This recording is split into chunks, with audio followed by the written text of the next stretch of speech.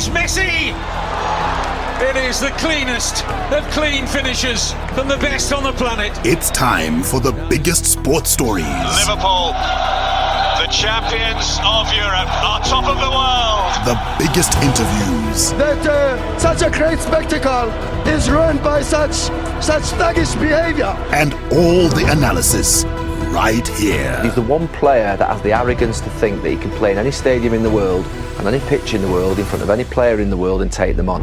Every weekday, it's my sport, it's your sport. It's ZiFM Sport. Let's join the team for the biggest show in the world of sport on ZiFM Stereo. My station, your station. It's a very good evening, Zimbabwe, and for the very first time in 2021, nay, for the first time on ZiFM Sport, and every single Thursday from hence, we will be profiling a big event, and today you are proud to be part, and we too are privileged to be a part of the very first episode of our Power Profiles on a Thursday evening. Today, we go 55 years back.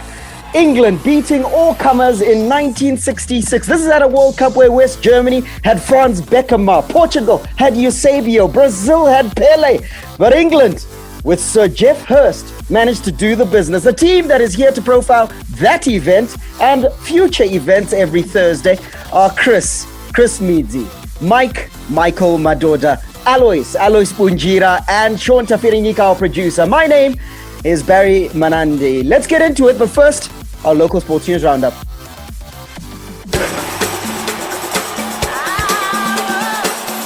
The Home Front. Local sports news and analysis.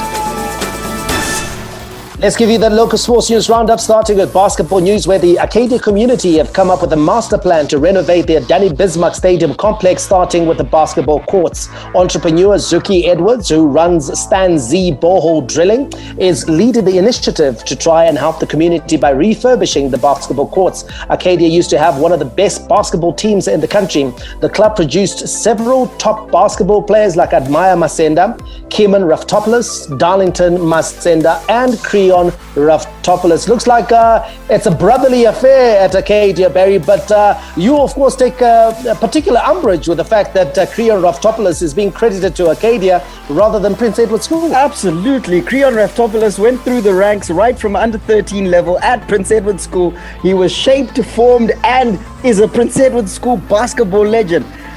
Listen, Arcadia Bucks and Arcadia can claim him, but we know the truth. Prince Edward is the one. So Creon Raftopoulos, a blue blood, and Arcadia, the beneficiaries. Right, let's go to athletics news. The chef de mission for the Tokyo Paralympics, Ignatius Avambe, says that they are confident some of their athletes will qualify for the world's biggest sporting event. The athletes are set to take part in the Dubai 2021 World Para-Athletics Grand Prix next month. Zimbabwe is sending a team of 15 athletes for the event scheduled for next Saturday until Valentine's Day. The Dubai World Para-Athletics Grand Prix is serving as a qualifying competition for the Tokyo Paralympics. Let's wrap it up with football news, where ZIFA board members have once again come under the radar of the Zimbabwe Anti-Corruption Commission, ZAC, over the long-running saga in which $740,000 was transferred from the association's account into a private bank account. Sources yesterday say the country's corruption busters had again revived their probe into the circumstances which led to the transaction. The matter came to light last year during a court case in which one of the association's creditors, Daisy Lodges, based in Greendale, sought to recover their dues, which amounted to $196,000. Hi, my name is Ruruni Shamba, Mytoria's super striker. You're listening to ZiFM Sports.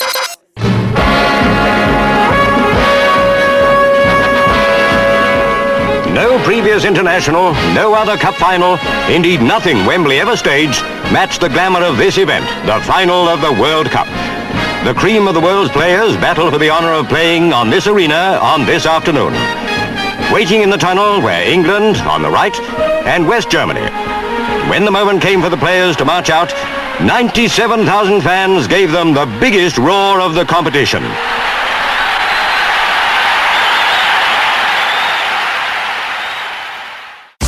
In that feat was Italia 90 when they got to the semi-finals, and then Euro 1996, which they hosted also, and they got to the semi-finals. So they haven't had much luck as far as tournament football is concerned, but they have that one glorious moment, Barry, and to have vanquished West Germany, the old enemy, as it were, in the final, I think gave them double the pleasure.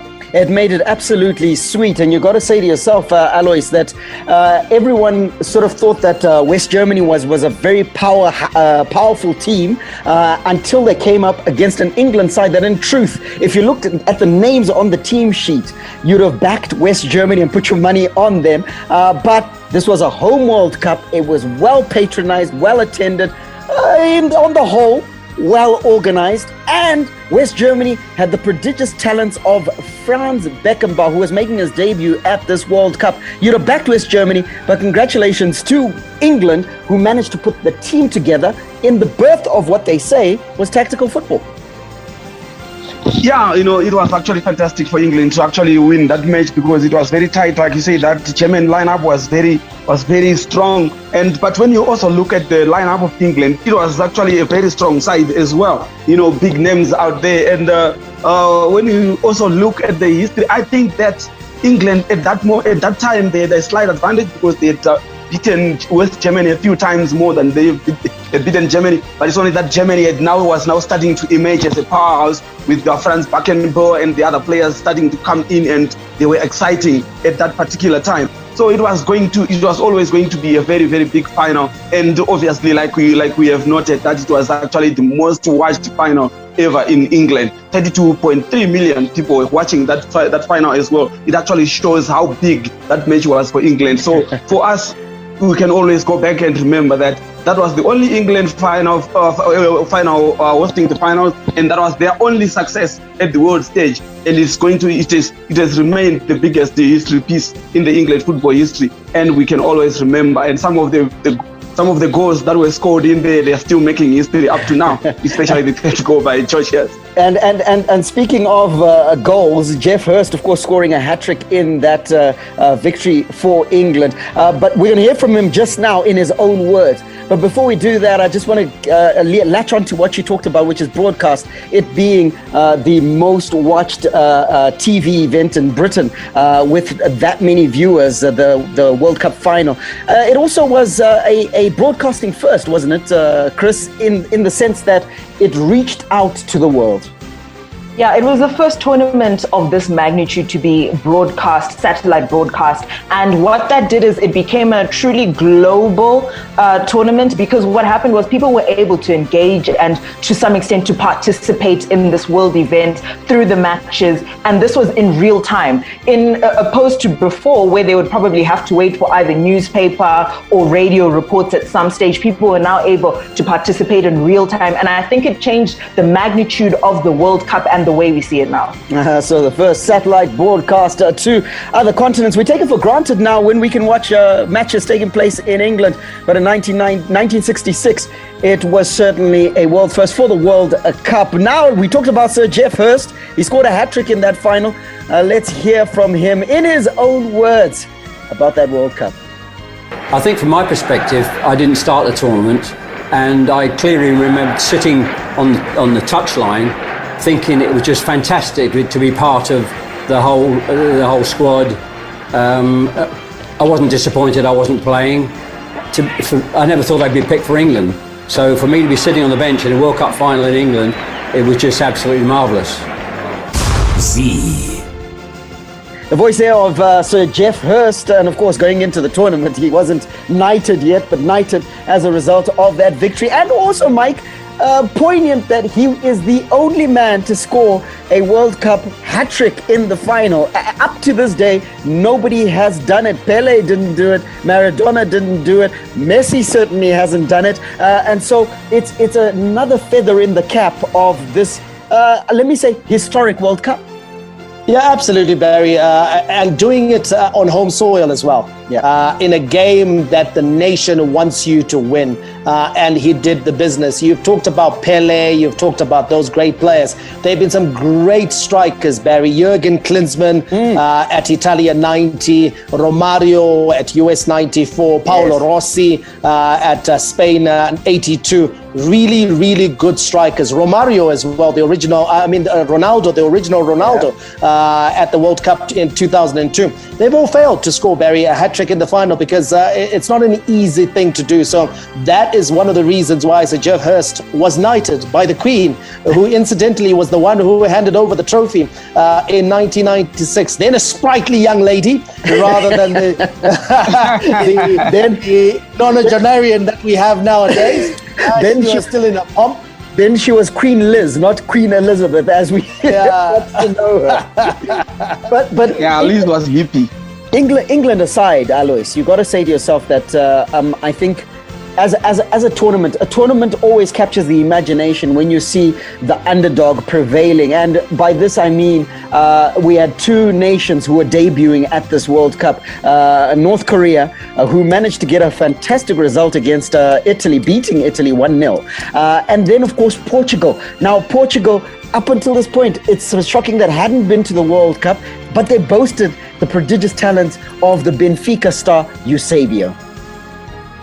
Yeah, Eusebio is actually the guy that drove them all the way to the semi-finals. You know, if you watch the documentary of Eusebio, you can actually understand why, because the guy had like rockets. You know, he had bullets. He used to hit bullets, and he was like really, really good. You know, when you watch him, he was like Jomo Sono, stocky, you know, that, and he was very skillful and very quick.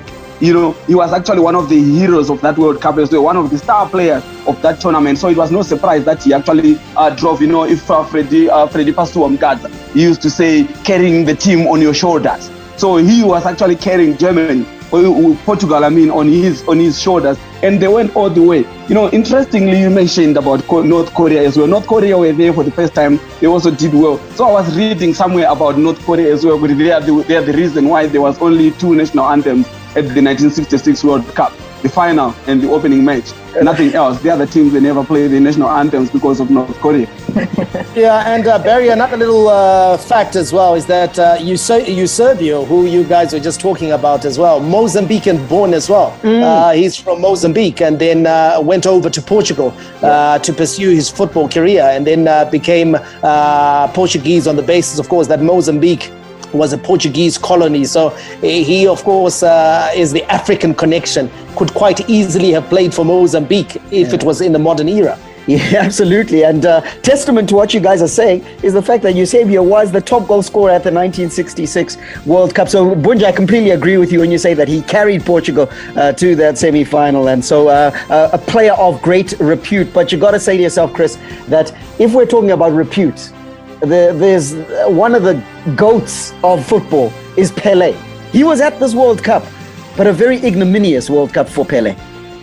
Very ignominious World Cup for him.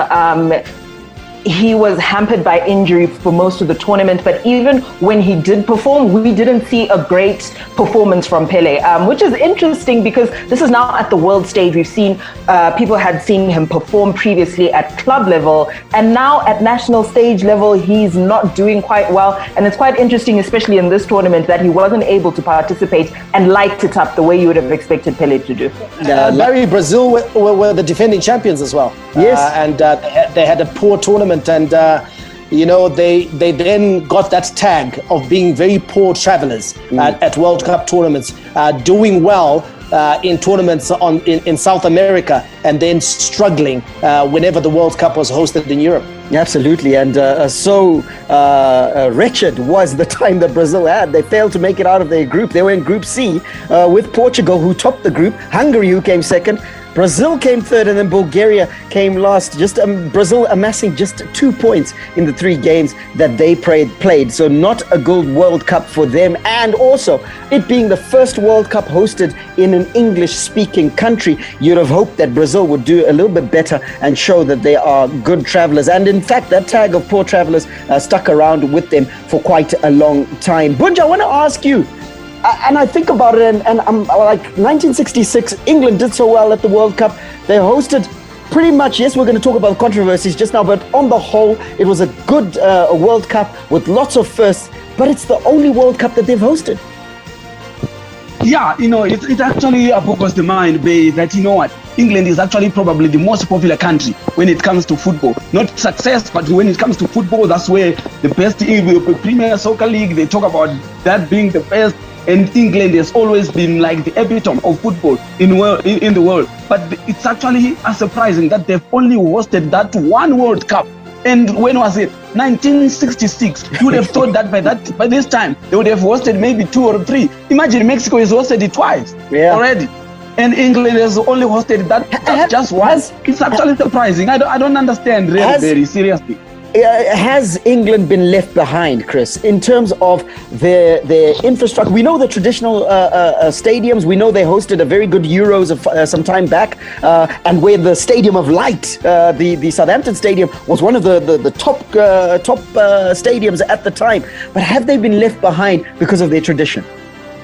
I think they have been left behind. If you take a look at the amount of development that's happened in England, say over the past, I'm going to go 10, 15 years, England hasn't necessarily done well in terms of taking a look holistically at these stadiums and the value that they offer. And as a result, you've got a situation where their facilities are simply no longer good enough to host a World Cup. If you take a look at England as a whole, if you take a look at countries like Germany and Spain, what they've done is continuously refurbished and built new facilities. So England is going to need to step it up and actually make those improvements if we're going to see England hosting a World Cup. And Barry, one of the things I think that lets England down is that, if you go back to, Bunj mentioned Mexico, you go back to 1986, I think that's when the model started of nations saying that if we are holding a World Cup, we're going to build. We build for a World Cup. Never mind what we already have. We build. So Mexico built in 86. Italy built in 1990. The States did the same thing. So every nation that's hosting the World Cup now, it's on the promise of building new stadiums. England is saying to the world, hang on, we'll make you play in our old stadiums. And FIFA is saying, not a shot. And yes, Old Trafford, Anfield, all of those stadiums are old stadiums. Mike, I'm staying with you because now let's talk controversy very quickly. And this is a World Cup that had no African nations. Explain. Yeah, there were no African nations, Barry, which is obviously a disappointment for African fans because, you'll be sort of like trying to take a look at which was the best performing African nation. But Africa refused on the basis that FIFA said to them that, okay, hang on, for you to qualify for the World Cup, after you have gone through the CAF qualification procedure, you're going to have to go in a play-off with qualifiers from Asia and other regions. And CAF said no. We merit qualification directly into the World Cup as Africa. We believe that our football is improved. We believe that we should be qualifying directly from CAF and straight to the World Cup. FIFA wasn't willing to bargain at that stage. And so CAF decided, no, we're not sending any representation. So which was really a bit of a downside to that World Cup tournament, because how can it truly be a World Cup without African representation? So, and we could get into a conversation, and I'm sure we will in time, whereby I still feel that with the size of the Confederations of African Football, we still have very little representation at the World Cup. It doesn't. Yes. I believe Africa should get maybe 8 representatives. We are a continent that's got 52 nations, and I know there's an argument around the quality of the football, but I think someone did a calculation on World Cup qualifiers. Europe, by virtue of its representation, is guaranteed, no matter how poorly they play, at least one representative in the semifinals. It's guaranteed mathematically. There'll be a European nation in the semi-final. So that's a bare minimum. So for me, that's not fair. That just isn't fair at all. South America is the strongest confederation. They only get 4 guaranteed qualifiers. The 5th one is to go through a playoff. That's unfair. Completely unfair, and that needs to be looked at. Bunj, we're running out of time. but I want to get a sense from you. You've always been an England fan. Let's go back to the World Cup winners themselves. You've always been an England fan. You talked about the lineup of that England side that won the World Cup being formidable. You had the likes of Gordon Banks, at the time who was playing for Leicester City, Sir Bobby Moore, after that, Bobby Charlton, and Nobby Stiles. Nobby Stiles, yes. I was going to shoot you if you had forgotten him. If I didn't mention Nobby Stiles, I'd be sacked from ZiFM Sport. But I want to get a sense from you that Alf Ramsey put together a team, and that's exactly what England was. And this was the secret sauce to their success, wasn't it? That they were a team. Yeah, they were really a team, Perry. And when you look at the team sheet there, you can actually understand why. And when you look at the documentaries of each and individual player in that team, it was actually a very great team. And the team spirit was actually there. And the guys, when you read about their history, most of them were actually friends. And the other thing is they played football for passion. They were just passionate about football. It was not about the money. They just loved football. They went out there. The highest paid player, I think the captain of the team at that time, he was earning about £80 a week. When you look at it right now, it's like at the value, it's like £1,000 a week at that time. So they were just playing football because they loved football. And so that brought a sense of, we just want to go out and play and win that. So most of it was drilled into them. It was passion, and they came together as a team. And when you look at the German side, German were very strong. German were strong, but they were outdone by a team that was actually a team that was strong, not as individuals, but a team. Yeah, so Alf Ramsey, the coach of that England side that won the World Cup in 1966, the only time England has hosted and also won the World Cup. No doubt in future, there may be times where they may host and may actually win it outright. We're out of time, but guys, we wanted to profile this tournament for you, and hopefully we've given you a snapshot of what it looked like. Now get this, here's an interesting stat for you. There were only 16 teams that qualified for the World Cup in 1966. And for a win, you only got 2 points. That's what football used to be, and that's what football was. So to win a World Cup, you certainly had to be one of the good ones. England, the eventual winners over a formidable West Germany side at Wembley Stadium. Around the World in 60 is next. From the front of the grid to the back of the net, it's ZiFM Sport. Around the world in 60 seconds. International sports news. We take off in California, where Rory McIlroy is looking forward to an early opportunity to test himself on this year's US Open venue when he returns to the Farmers Insurance Open at Torrey Pines. The 4-time major champion has posted top 5 finishes in his 2 previous visits to the California course, claiming a share of 5th on his debut in 2019 and ending tied 3rd in last year's event. We'll head over to New York, where Kevin Durant scored 32 points and James Harden added 31 to lead the visiting Brooklyn Nets to a 132-128 overtime win over the Atlanta Hawks early this morning. Durant shot 13 for 26 from the field and had 2 key baskets in overtime. Harden added 5 3-pointers and was 8 for 8 from the line, including a pair of clutch free throws with 4.6 seconds left in overtime to ice the game. We'll touch down in Manchester, where Ole Gunnar Solskjaer criticized referee Peter Banks for making 2 mistakes as Manchester United were beaten 2-1 by Sheffield United. The Manchester United boss was not happy with the referee for allowing Kieran Bryan's opening goal to stand at Old Trafford, despite Billy Sharp's interference with David De Gea and ruling out an effort by Anthony Martial minutes later. Bit of a whine. Hi, this is Alexandra Maseko, and I'm the national basketball team captain, and you're listening to ZiFM Sport. We certainly hope that you enjoyed our coverage of the 1966 World Cup. Next week, we'll be taking a look at Italia 90. Yes, the musical World Cup. Oh, it was elegant. Pavarotti opening ceremony. The names like Salvatore Toto, Schillaci, and of course, the great ponytailed Roberto Baggio. So look forward to that. Next week, it's Italia 90 time. For now, may God richly bless you. That's my story, and I'm sticking to it. Manandi, out. Our play of the day, Sweet Child of Mine, Guns N' Roses. It's from 1987.